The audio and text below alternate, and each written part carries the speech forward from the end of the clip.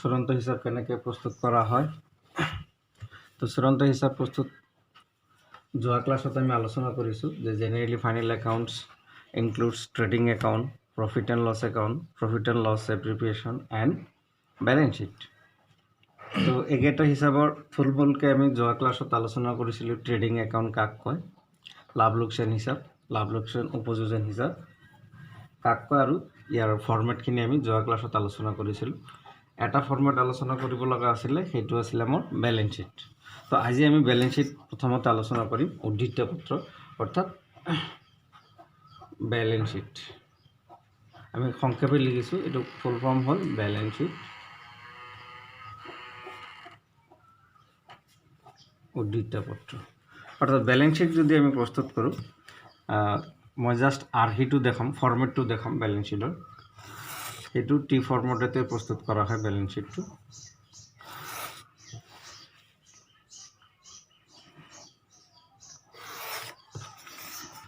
তো বেলেঞ্চ শ্বীটৰো দুটা পক্ষ থাকে।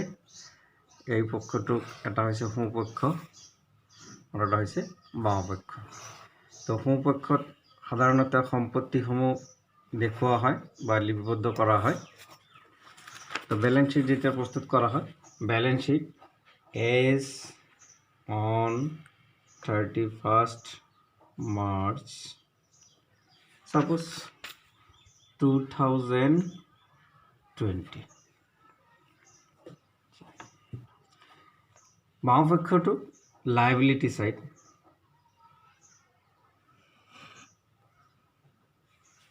দেনাৰ পক্ষ এইটো হ'ল এমাউণ্ট অৰ্থাৎ টকাৰ কলম, এইটো হ'ল এছেটছ সম্পত্তি পক্ষ।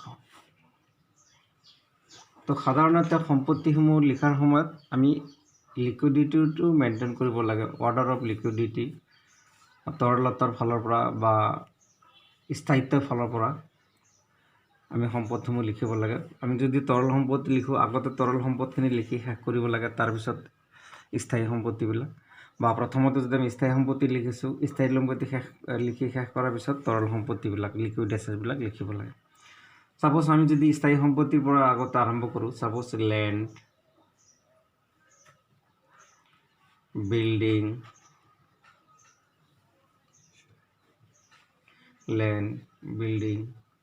মেচিনাৰী, ফাৰ্নিচাৰ, এইবিলাক স্থায়ী সম্পত্তি।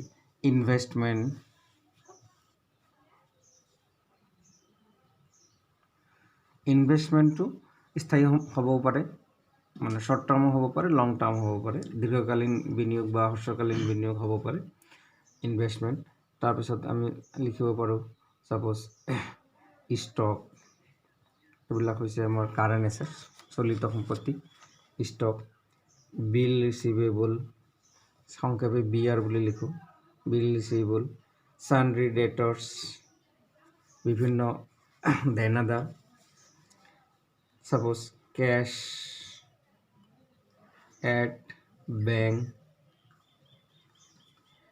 ক্যাশ ইন হ্যান্ড, এইদৰে সম্পত্তিৰ পক্ষত আমি লিখোঁ। আৰু বিভিন্ন ধৰণৰ সম্পত্তি আছে, তাৰে জাষ্ট কেইটামান নমুনাহে তোমালোকক আগবঢ়ালোঁ। ঠিক তেনেকৈ দেনা লিখাৰ সময়ত আমি স্থায়ী দেনা, দীৰ্ঘকালীন দেনা আৰু হ্ৰস্বকালীন দেনা আমি এনেকৈ লিখিব পাৰোঁ। তো দেনা লিখাৰ সময়ত সাধাৰণতে মূলধনটো আগত লিখা হয়, কেপিটেল, মূলধন দেনা। তাৰপিছত ধৰা হ'ল লোন বুলি কোৱাৰ লগে লগে ধৰা লং টাৰ্ম লোন, যিবিলাক লোন ফ্ৰম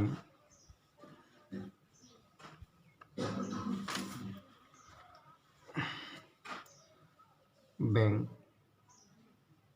তো সেই লোন ফ্ৰম বেংক এইটো শ্বৰ্ট টাৰ্ম হ'ব পাৰে, লং টাৰ্ম হ'ব পাৰে। যদি ইণ্ডাষ্ট্ৰিয়েল বেংক, ডেভেলপমেণ্ট বেংক, তেনেকুৱা ধৰণৰ বেংকৰ পৰা লোন লোৱা হয়, এইবিলাক সাধাৰণতে লং টাৰ্মৰ হয়। আৰু কমাৰ্চিয়েল বেংকৰ পৰা লোৱাবিলাক সাধাৰণতে শ্বৰ্ট টাৰ্মৰ হয়।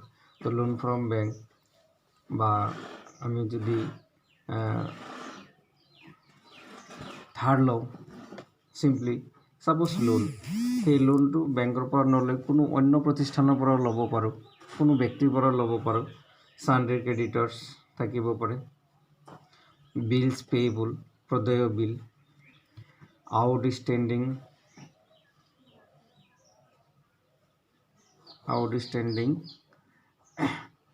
লাইবিলিটিস, অপ্ৰদত্ত দেনা, যেনে স্যালাৰি আউটস্ট্যান্ডিং, দৰমহা দিব লগা আছে, ৱেজেছ আউটষ্টেণ্ডিং, ৰেণ্ট আউটষ্টেণ্ডিং, এনেকুৱা অপ্ৰদত্ত যিবিলাক খৰচ দিব লগা থাকে তেনেকুৱা ধৰণৰ। তো ইয়াতে এই দুটা পক্ষ যোগ কৰিলে সাধাৰণতে সমান হ'ব, অৰ্থাৎ সম্পত্তি পক্ষ আৰু দেনাৰ পক্ষ যোগ কৰিলে সদায় সমান হ'ব। এই গোটেইখিনি আমি যোগ কৰি পাইছোঁ, ছাপ'জ আমি 1200 টকা। তো সম্পত্তি পক্ষ যোগ কৰিলে 1200 টকা ধৰি লৈছোঁ ফৰ এক্সাম্পল, গোটেইখিনি আমি এনেকৈ যোগ কৰি 1200 টকা পালোঁ, এইফালে যোগ কৰি আমি 1200 টকা পাইছোঁ। অৰ্থাৎ সম্পত্তি আৰু দেনাৰ পক্ষ যোগ কৰিলে সদায় যোগফল সমান হ'ব লাগিব। যদি সমান নহয় তেনেহ'লে আমি বুজিব লাগিব আমাৰ ক'ৰবাত না ক'ৰবাত আমাৰ মিষ্টেক হৈছে, ভুল হৈছে। গতিকে এই উদ্ধৃত পত্ৰৰ দ্বাৰা এটা ব্যৱসায় প্ৰতিষ্ঠান, এইটো অংশীদাৰ ব্যৱসায় প্ৰতিষ্ঠানে হওক, একমালিকী ব্যৱসায় প্ৰতিষ্ঠানে হওক, কোঅপাৰেটিভ ছ'চাইটি হওক, বা তোমাৰ কোম্পানী হওক, জইণ্ট ষ্টক কোম্পানী হওক, নেশ্যনেল কোম্পানী হওক, মাল্টিনেশ্যনেল হওক, ইণ্টাৰনেশ্যনেল হওক, যিকোনো ব্যৱসায়িক প্ৰতিষ্ঠান, এনি বিজনেছ অৰ্গেনাইজেশ্যন বা অনা ব্যৱসায়িক প্ৰতিষ্ঠানৰ ক্ষেত্ৰতো সেই প্ৰতিষ্ঠানবিলাকৰ সাধাৰণতে তাৰ যিটো বিত্তীয় অৱস্থা প্ৰতিফলিত কৰাৰ কাৰণে, ব্যৱসায় প্ৰতিষ্ঠানটোৰ আৰ্থিক অৱস্থা জানিবৰ কাৰণে, বছৰটোৰ ভিতৰত ব্যৱসায়টোৰ সম্পত্তিৰ পৰিমাণ বাঢ়িছে নে কমিছে, বা বাঢ়িছে যদি কিমান পৰিমাণলৈকে বাঢ়িছে, দেনা কমিছে যদি কিমান কমিছে, মূলধন কিমান বাঢ়িছে, এই গোটেই কথাখিনি জানিবৰ কাৰণে সাধাৰণতে উদ্ধৃত পত্ৰ প্ৰস্তুত কৰা হয়। অৰ্থাৎ উদ্ধৃত পত্ৰই ব্যৱসায় প্ৰতিষ্ঠানৰ মুঠ সম্পত্তি আৰু দেনা আৰু মূলধনৰ প্ৰতিফলিত কৰে। ইয়াৰ দ্বাৰা ব্যৱসায় প্ৰতিষ্ঠানৰ বিত্তীয় বছৰৰ শেষত আৰ্থিক অৱস্থা জনাত সহায় কৰে, সেইকাৰণে উদ্ধৃত পত্ৰ প্ৰস্তুত কৰা হয়। তো এইখিনি আছিলে আমাৰ ফাইনেল একাউণ্টৰ যিখিনি মানে উপাদান, trading account, profit and loss, appropriation আৰু বেলেঞ্চ শ্বীট। তো গোটেইকেইটা ফৰ্মেট আমি এটা এটাকৈ আলোচনা কৰিলোঁ।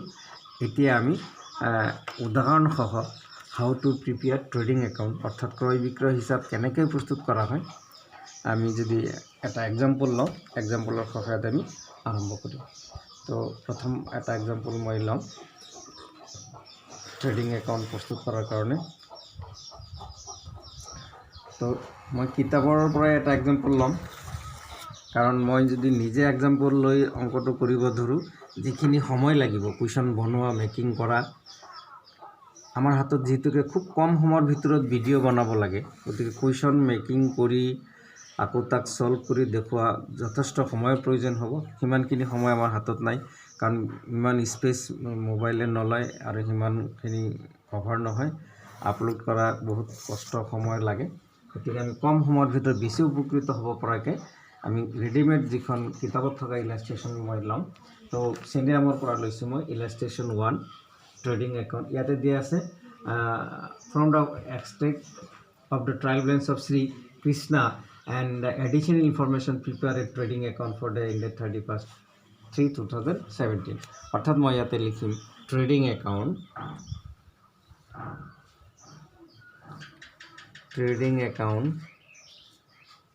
in the books of Mr. Krishna for the year ended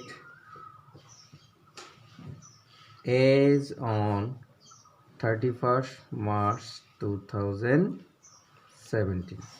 তো এই হিসাবত দুটা পক্ষ, এটা ডেবিট আৰু এটা ক্ৰেডিট। এইটো হ'ল পাৰ্টিকুলাৰ,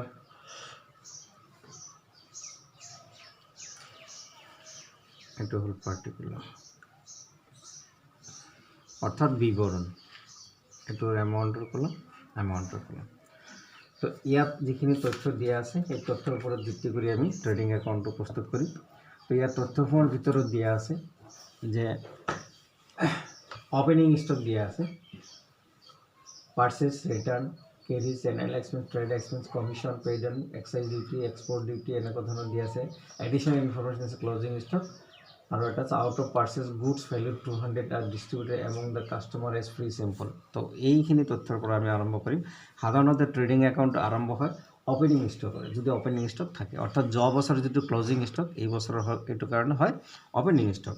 অৰ্থাৎ 2016ৰ 31 মাৰ্চত অন্ত পৰা বছৰটো, অৰ্থাৎ 2016 31 মাৰ্চত যিটো ক্লোজিং ষ্টক এইটো আমাৰ 1 এপ্ৰিল যেতিয়া বছৰটো আৰম্ভ হ'ব তেতিয়া সেইটো সেই একেটাই ক্লোজিং ষ্টক আমাৰ এই বছৰৰ কাৰণে হ'ব কি অপেনিং ষ্টক। তো অপেনিং ষ্টকৰ আৰম্ভ হয়, তো অপেনিং ষ্টক দিয়া আছে ট্ৰু, অপেনিং ষ্টক দিয়া আছে, অপেনিং ষ্টক দিয়া আছে 10,000, অপেনিং ষ্টক 10,000। আৰু সেই অপেনিং ষ্টকৰ লগত অৰ্থাৎ আৰম্ভণি মজুতৰ লগত বছৰটোৰ ভিতৰত যিমান ক্ৰয় হয় সেই ক্ৰয়খিনি আমি দেখাব লাগিব ট্ৰু পাৰচেজ।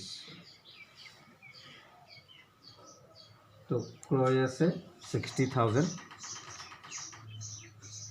তো ক্ৰয় কৰা সামগ্ৰীৰ পৰা কেতিয়াবা সামগ্ৰী ফেৰত পঠোৱা হয়, পাৰচেজ ৰিটাৰ্ণ। যদি ক্ৰয় সামগ্ৰী ঘূৰাই পঠোৱা হয় অমনোনীত অপছন্দনীয় হয় তেনেহ'লে পাৰচেজৰ পৰা সেইটো ৰিটাৰ্ণটো লেছ কৰিব লাগে।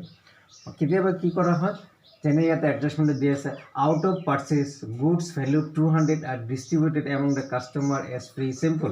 যিমান সামগ্ৰী ক্ৰয় কৰা হৈছিলে সেই ক্ৰয় কৰা সামগ্ৰীৰ পৰাই 200 টকাৰ সামগ্ৰী গ্ৰাহকৰ মাজত বিনামূল্যে, মানে বিভিন্ন শ্ৰেণীৰ গ্ৰাহকৰ মাজত বিনামূল্যে নমুনা হিচাপে মানে চেম্পল হিচাপে বিতৰণ কৰা হৈছে। এই যে বিতৰণ কৰা হ'ল পাৰচেজৰ পৰা এইটো কমি গ'ল, সেইকাৰণে এইটো লেছ হ'ব, less free sample, free sample. হয় পাৰচেজ ৰিটাৰ্ণ বা ফ্ৰী চেম্পল এই দুটা থাকিলে লেছ হ'ব। তো ফ্ৰী চেম্পল আছিলে আমাৰ 200 টকা, ফ্ৰী চেম্পল কিমান টকাৰ সামগ্ৰী 200 টকাৰ সামগ্ৰী, গতিকে 200 টকাৰ সামগ্ৰী বিতৰণ কৰা হৈছিলে মাইনাছ হ'ব, গতিকে 59,800। তো নেক্সট আছে দিয়া আছে opening stable purchase return inward. Return ইনৱাৰ্ডটো হ'ল বিক্ৰী কৰা সামগ্ৰী যেতিয়া ঘূৰি আহে তেতিয়া সেইটো ৰিটাৰ্ণ ইনৱাৰ্ড বুলি কোৱা হয়। অৰ্থাৎ এইফালে আহে চেলছ, বাই চেলছ। তো চেলছ দিয়া আছে আমাৰ 1 লাখ টকা, চেলছ 1 লাখ টকা। ইয়াৰ পৰা ঘূৰি আহিছে ৰিটাৰ্ণ ইনৱাৰ্ড মানে লেছ চেলছ ৰিটাৰ্ণ বা ৰিটাৰ্ণ ইনৱাৰ্ড বুলি কোৱা হয়। তো ৰিটাৰ্ণ ইনৱাৰ্ড আছে 1,000 টকা। মই ইয়াতে লিখিলোঁ, এইটো ভিতৰত লিখিব লাগিব 1 লাখ টকা। লেছ চেলছ ৰিটাৰ্ণ 1,000 অৰ্থাৎ 99,000 চেলছ। তাৰপিছত আছে কেৰিজ। এতিয়া কেৰিজ বুলি কওঁতে কেৰিজ সাধাৰণতে কেৰিজটো কেৰিজ ইনৱাৰ্ড বুজায়। কেৰিজ শব্দটো লিখা থাকিলে চিম্পল কেৰিজ বুলি লিখা আছে, ছাপ'জ এনেকুৱা ধৰণে লিখা আছে কেৰিজ, কেৰিজ। এই কেৰিজটোৰ মিনিং এইটো হয় কেৰিজ ইনৱাৰ্ড। এইটো কেৰিজ বা কেৰিজ ইনৱাৰ্ড যিটো ক্ৰয়জনিত পৰিবহণ ব্যয়ৰ লগত জড়িত, সেইকাৰণে কেৰিজ আমি ট্ৰেডিং একাউণ্টত লিখোঁ কেৰিজ।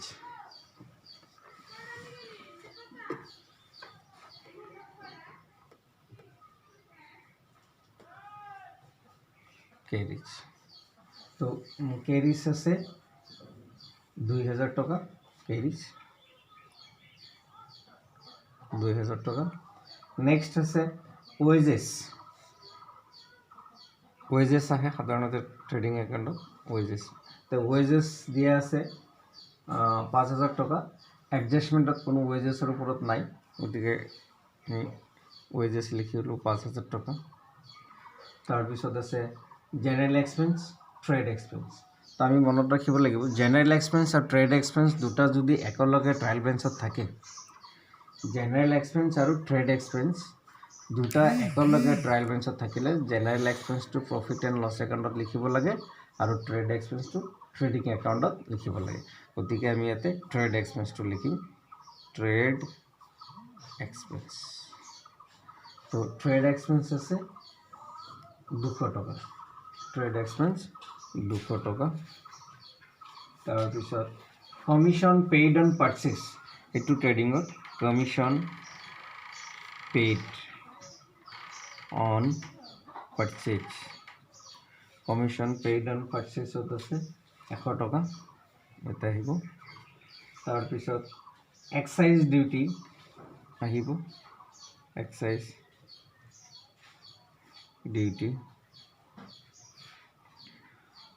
ডিউটি আছে 500 টকা 500 এক্সপোৰ্ট ডিউটি ট্ৰেডিং একাউন্টৰ নহয় এক্সপোৰ্ট ডিউটি হল প্ৰফিট এন্ড লস একাউন্টৰ ইম্পোর্ট ডিউটি যদি থাকিলেহেঁতেন ইয়াত আহিলেহেঁতেন এক্সপোর্ট ডিউটি ট্রেডিঙত নাহে কোল গেছ ওয়াটার এইটো আহিব কোল গেছ ওয়াটার তো কোল গেছ ওয়াটারত আছে 800 টকা তাৰপিছত গুডাউন ৰেন্ট পেইড এইটো নাহে এইটো পিএল একাউন্টত ফ্যাক্টরি রেন্ট পেড এইটো আহিব ট্রেডিংত ফ্যাক্টরি রেন্ট হৈছে 1200 টকা ফ্যাক্টরি রেন্ট 1200 টকা তো এইখিনি আছিলে আমাৰ ট্ৰেডিং একাউন্টৰ ডেবিট সাইডৰ আইটেম অৰ্থাৎ এইখিনি প্ৰতিষ্ঠানৰ খৰচ বে আৰু এডজাস্টমেন্ট আছিলে ক্লোজিং স্টক তো ক্লোজিং স্টক আহিব ট্ৰেডিং একাউন্টৰ ক্রেডিট সাইডত ক্লোজিং স্টক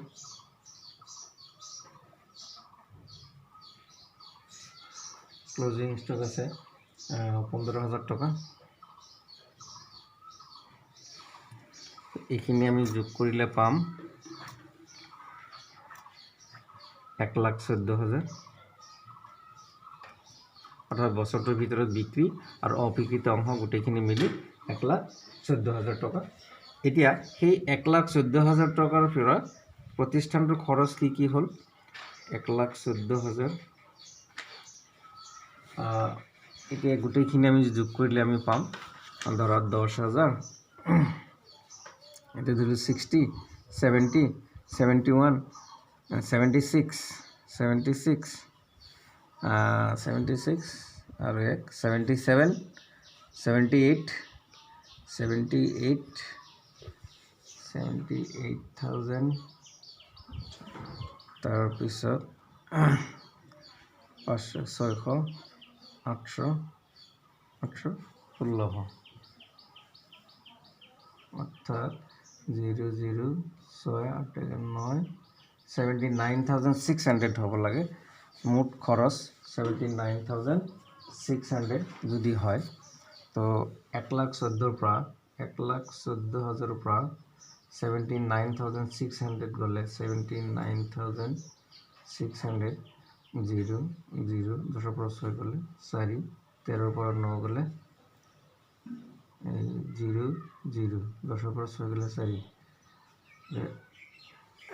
3 13 পৰা 9 গলে 4 আৰু 3 34,400 গতিকে এইখিনি খৰচ বাদ দিয়াৰ পিছত যেটো ডিফাৰেন্স থাকিল এটো হল ব্যৱসায়টোৰ কাৰণে ইনকাম প্ৰফিট হল 34,400 অৰ্থাৎ এটো আমি লিখিম trading account debit to profit and loss account ব্রেকেটত দিম আমি গ্রস প্রফিট ইয়াক যেতিয়া আমি আকৌ লাভ লোকসান হিসাব প্ৰস্তুত কৰিম তেতিয়া লাভ লোকসান হিসাব ক্ৰেডিট সাইডত লৈ যোৱা হ'ব তেতিয়া আমি লাভ লোকসান হিসাব ক্ৰেডিট সাইডত লিখিম বাই ট্ৰেডিং অ্যাকাউন্ট তো এইদৰে ক্ৰয় বিক্ৰয় হিসাব প্ৰস্তুত কৰা হয় এতিয়া তোমালোকে চাবা যে ফাৰ্স্ট ইয়াৰত শ্ৰেণীদামত বা বিবিধামত যেটো চাৰ্ট দিয়ে আছিলে ট্ৰেডিং একাউন্টৰ এই ফৰম্যাটটো যদি ভালকে চাইছা তেনেহলে তোমালোকৰ কাৰণে ট্ৰেডিং একাউন্ট প্ৰস্তুত কৰাটো একো কষ্টসাধ্য কাম নহয় অতি সহজ মই আৰু ট্ৰেডিং একাউন্টৰ ওপৰত বিশেষ বেছি আলোচনা নকৰিম আৰু জাস্ট এটা এক্সাম্পল আলোচনা কৰিম কৰি ট্ৰেডিং একাউন্ট শেষ কৰিম এই কাৰণে কাৰণ ট্ৰেডিং একাউন্ট তোমালোকৰ সেকেন্ড ইয়াৰৰ যেটো মানে ফাইনাল সিলেবাস যেটো কোৰ্স এই সিলেবাসত বা এই কোৰ্সত সেকেন্ড ইয়াৰৰ এক্সামত নাহে তোমালোকৰ এক্সামত আহে profit and loss account profit and loss application আৰু ব্যালেন্স শীট থকা ট্ৰেডিং একাউন্টত নাহে কিন্তু বেসিক কনসেপ্টটো দিয়াৰ কাৰণে ফাৰ্স্ট ইয়াৰত যেটো দিয়া হৈছে সেকেন্ড ইয়াৰতো বেসিক কনসেপ্টটো দিয়াৰ কাৰণে মই ট্ৰেডিং একাউন্ট আলোচনা কৰিলো যাতে ট্ৰেডিং একাউন্টৰ কোনো আইটেম তোমালোকে ভুলতে প্ৰফিট এন্ড লস একাউন্টত নিলিখা সেই কাৰণে মই ট্ৰেডিং একাউন্টটো আলোচনা কৰিলো একচুয়ালি এটো সিলেবাসৰ ভিতৰত নাই তথাপিও মই তোমালোকক প্ৰাথমিক জ্ঞানখিনি দিয়াৰ কাৰণে আলোচনা কৰিছোঁ। এক্সাম্পল মই আলোচনা কৰিম ট্ৰেডিং একাউণ্টৰ ওপৰতে, গতি খুব যাতে কম সময়ৰ ভিতৰত আমি শেষ কৰিব পাৰোঁ। আৰু এটা মই এক্সাম্পল লৈছোঁ ট্ৰেডিং একাউণ্টৰ। আৰু এটা ইলাষ্ট্ৰেশ্যন মই লৈ আছোঁ ট্ৰেডিং একাউণ্টৰ। এই ইলাষ্ট্ৰেশ্যনটো লৈ মই আজিৰ পৰা ট্ৰেডিং একাউণ্ট সমাপ্ত কৰিম। নেক্সট ক্লাছৰ পৰা মই প্ৰফিট এণ্ড লছ এপ্ৰিপিয়েশ্যন একাউণ্ট সেইবিলাক আলোচনা কৰিম। তো ছেকেণ্ড ইলাষ্ট্ৰেশ্যনটো মই লৈ আছোঁ।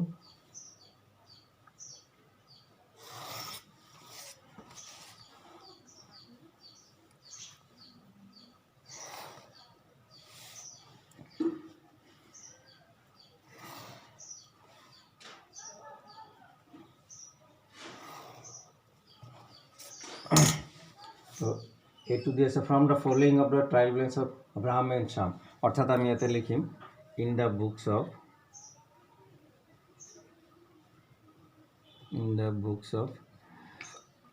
Ram and Shyam trading account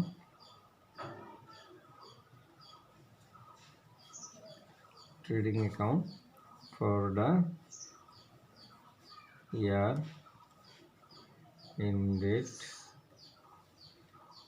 ended 31st March 2017.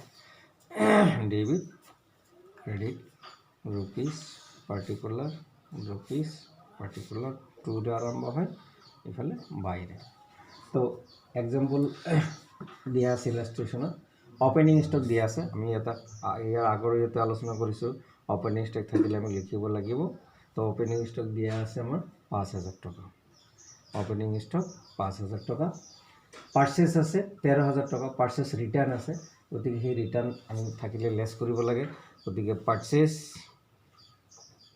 Purchase হৈছে 13,000 টকা, অৰ্থাৎ ক্ৰয় কৰা সামগ্ৰী যদি ফেৰত পঠোৱা হয় কিবা কাৰণত, গতিকে পাৰ্চেছ ৰিটাৰ্ণ আছে আমাৰ কিমান 500 টকা। 13,500 গ'লে 12,500 টকা। তাৰপিছত চেলছ ৰিটাৰ্ণ, অৰ্থাৎ চেলছৰ পৰা ৰিটাৰ্ণ মাইনাছ কৰা হয়। চেলছ দিয়া আছে 19,000 টকা, 19,000 লেছ চেলছ ৰিটাৰ্ণ আছে।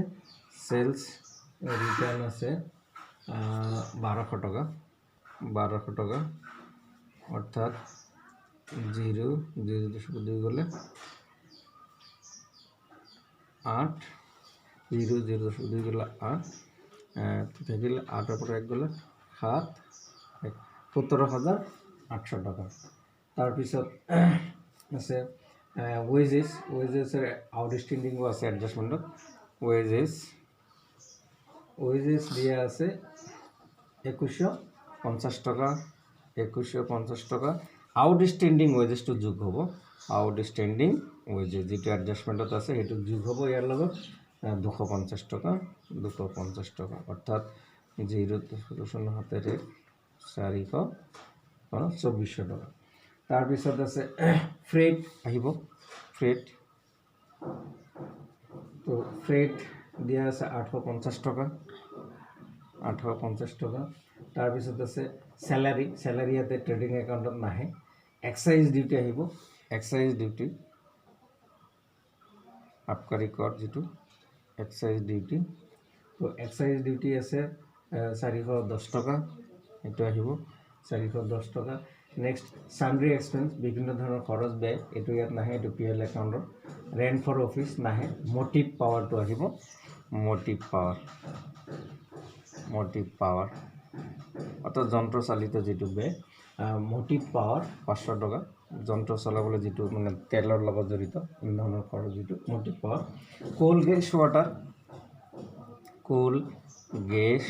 ৱাটাৰ ইয়াৰ বাবদ যিটো ব্যয় হৈছে 700, এইটো আহিব। তো এইখিনি আছিল আমাৰ ডেবিট ছাইডৰ আইটেম। আৰু ক্ৰেডিট ছাইডত আমি চেলছ ইতিমধ্যে লিখিছোঁ, চেলছ ৰিটাৰ্ণ লিখিছোঁ, আৰু এটা আছে ক্লজিং ষ্টক আছে। তো ক্লজিং ষ্টক দিয়া আছে আমাৰ 8,000। Closing stock 8,000। তো এইখিনি আছিলে আমাৰ ক্ৰেডিট ছাইডত। 17/8 হৈ আছে আমাৰ 25,800 টকা। তো 25,800 টাকা 17,800 আৰু 8,000 25,800 এই 25,800 পৰা দেখা গ'ল যে সেই প্ৰতিষ্ঠানটোৰ নামত খৰচ হৈছে ব্যয় হৈছে 5,000 আৰু 12 5 12 17,000 17 দিয়ে 19,000 আৰু ইফালে আছিলে 500 400 900 9 8 1700 17 4 21 5 26 আৰু 7 3360 টাকা 3360 তো টোটাল 6 3 9 3 12 2 13 তো কি হল 0 6 তাৰপিছত ইফালে হৈছিল 19,000 ইফালে পালো আমি 3360 0 6 3 9 3 12 2 22,360 টাকা গতিকে 25,800 পৰা 25,800 পৰা 22,360 খৰচ হলে 0 দশকৰ 6 গলে 4 7 পৰা 3 গলে 4 2 গলে 3,440 টাকা অর্থাৎ 3,440 টাকা লাভ হৈছে সেইটো লাভ আমি লিখিম এনেকে to profit and loss account অর্থাৎ গ্রস প্রফিট মুঠ লাভ এইদৰে ক্ৰয় বিক্ৰয় হিচাপ প্ৰস্তুত কৰা হয় এই যেটো মুঠ লাভ হল ইয়াক কম প্ৰফিট এন্ড লস অ্যাকাউন্ট যেতিয়া প্ৰস্তুত কৰিম এইটো profit and loss account credit সাইডলৈ ট্ৰান্সফাৰ কৰা হ'ব তো এইদৰে ট্ৰেডিং একাউন্ট প্ৰস্তুত কৰা হয় তা আশা কৰো তোমালোকে যিখিনি আলোচনা কৰিলে বুজি পাইছা আৰু বুজাৰ কাৰণে চেষ্টা কৰিবা আৰু তোমালোকে শ্ৰেণীৰামৰ পৰাও দুই চাৰিটা ইলাষ্ট্ৰেশ্যন প্ৰেক্টিছ কৰিবা নেক্সট ক্লাছত আমি প্ৰফিট এণ্ড লছ একাউণ্ট আলোচনা কৰিম তো আজি এইখিনিতে সমাপ্ত কৰিলোঁ আশা কৰোঁ সকলো ঘৰতে ভালে আছে নিৰাপদে আছে এইখিনিতে সমাপ্ত কৰিলোঁ ধন্যবাদ